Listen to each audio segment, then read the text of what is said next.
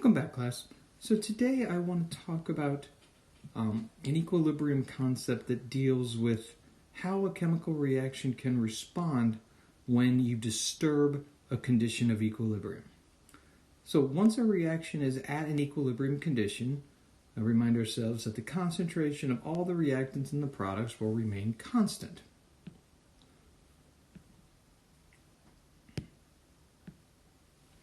But if we change somehow the conditions, right? So if we leave it undisturbed, it'll stay that way indefinitely. But if somehow we disturb the conditions, the concentrations will adjust themselves until we re-establish an equilibrium. Now, remember, what that really means is that if we have a K value, right, and we disturb it, right, well, now our ratio is no longer equal to K, right? It's equal, we have a Q situation here. We're at a non-equilibrium condition.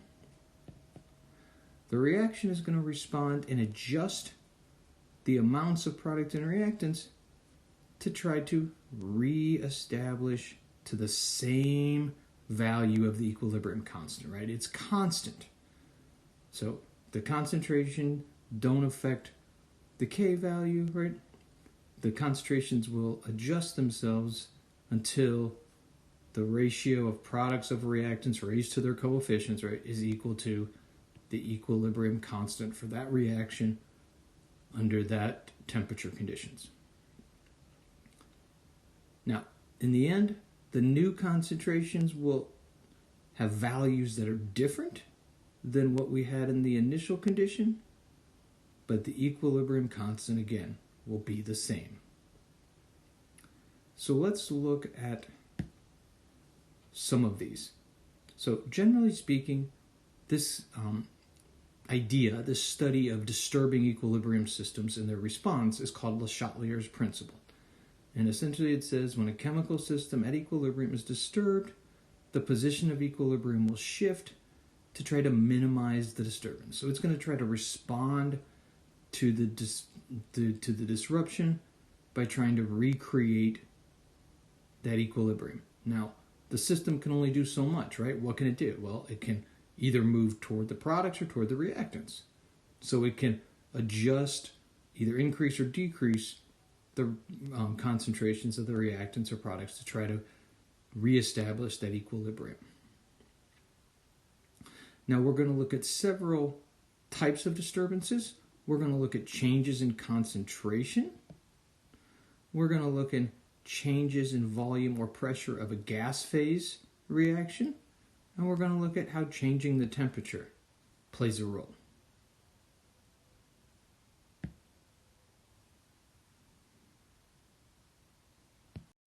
So now let's look at the first type of change, and that is changing the concentration of either reactants or products.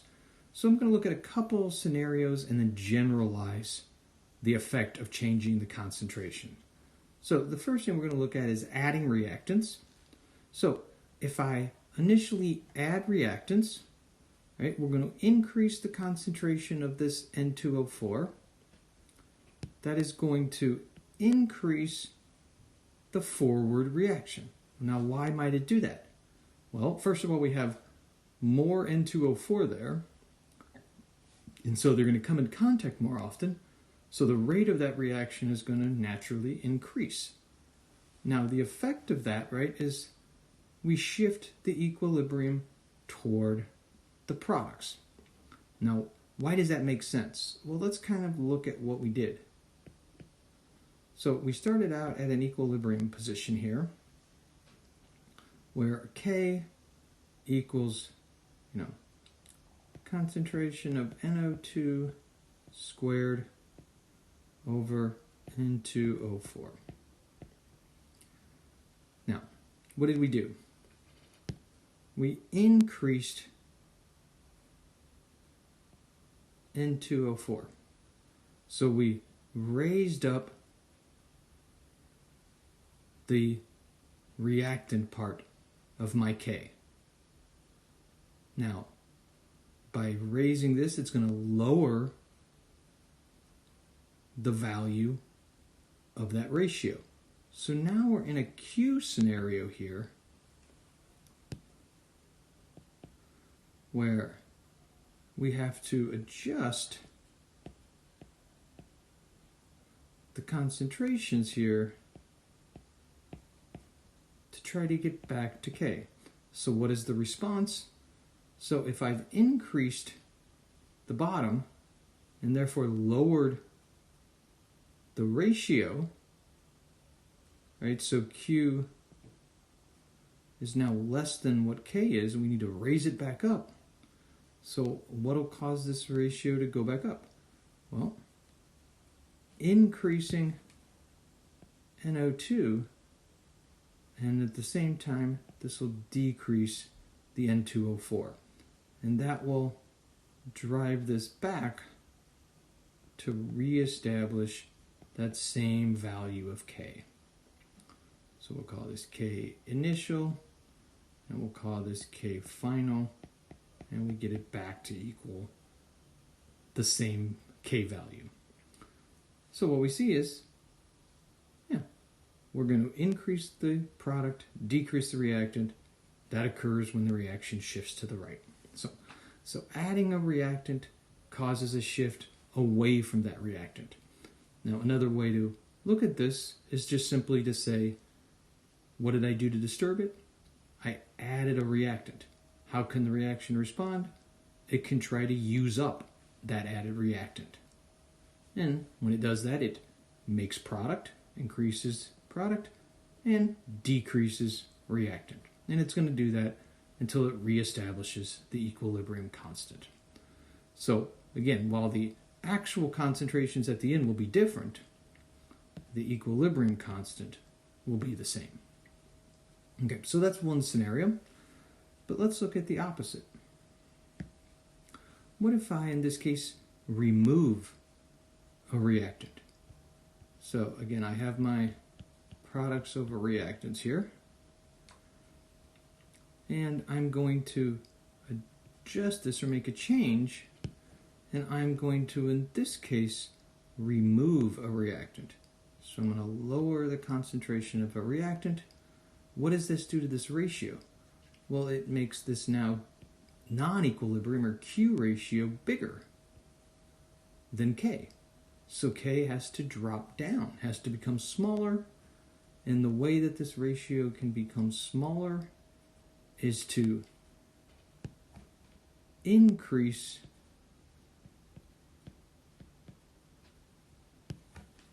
to counteract, is to increase the reactant back, and at the same time that will decrease the product. So the effect of decreasing or removing the reactant is to shift the equilibrium or move the reaction toward the reactant, toward what was removed.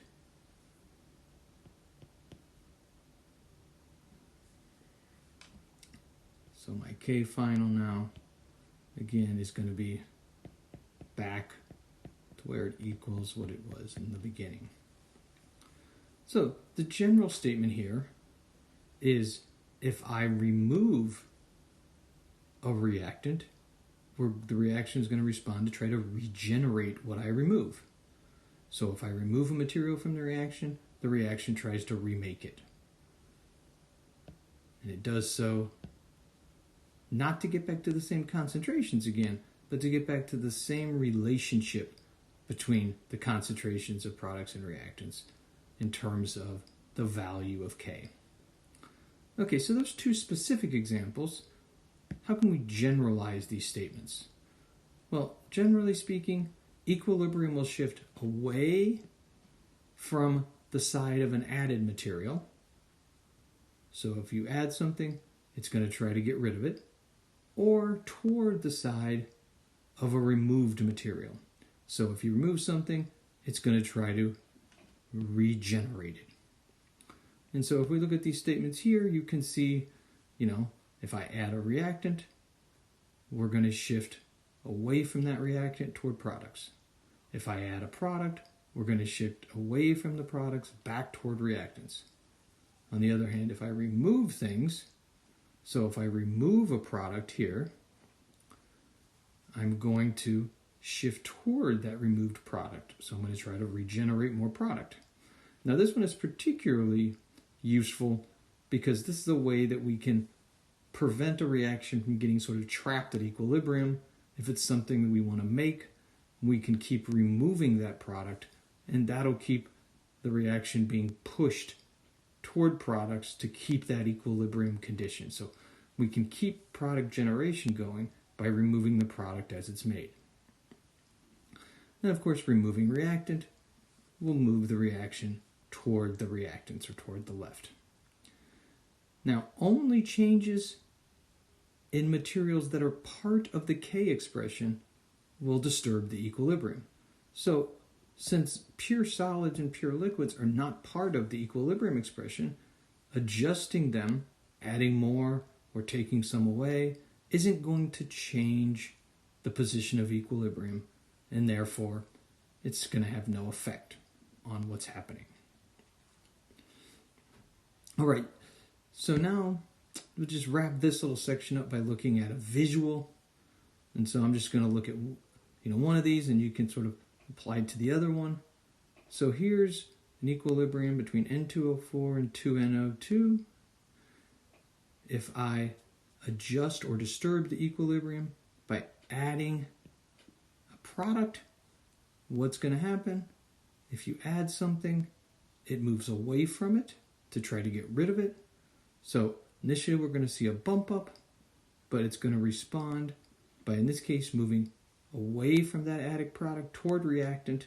So we see the reactant concentration start to increase. That causes the product concentration, the NO2 concentration, to come back down. And again, we won't get back to those same concentrations because, by adding something, we've, adjusted it. We can't get back to where we were in terms of the actual concentrations. But what we can get back to is a ratio or a K expression that is the same as it was before. All right, so that's the effect of changing concentration of reactants and products on the equilibrium.